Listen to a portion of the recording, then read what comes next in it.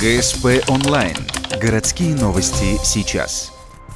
Прокуратура утвердила обвинительное заключение по наркоторговцам. С 2012 года 3 человек продавали в Ухте гашиш. Организатор закупал партию из Санкт-Петербурга. 2 подельников получали товар иногда до 1 килограмма, а затем продавали его сети мелких распространителей. 3 года организаторы ОПГ жили на широкую ногу. Прибыль была баснословной. Наркотик они приобретали за 300 рублей.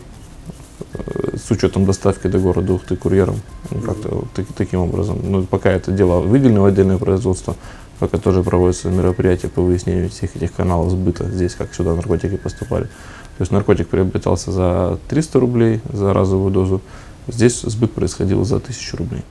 Организация была сильно законспирирована. Рядовые распространители ничего не знали. По телефону никаких разговоров не вели, все только при личной встрече. Правоохранительные органы ловили мелочь, но на организаторов удалось выйти позже. Один из тройки заключил досудебное соглашение, по которому дал показания на своих подельников. За это ему могут скостить срок до 10 лет лишения свободы за каждый эпизод.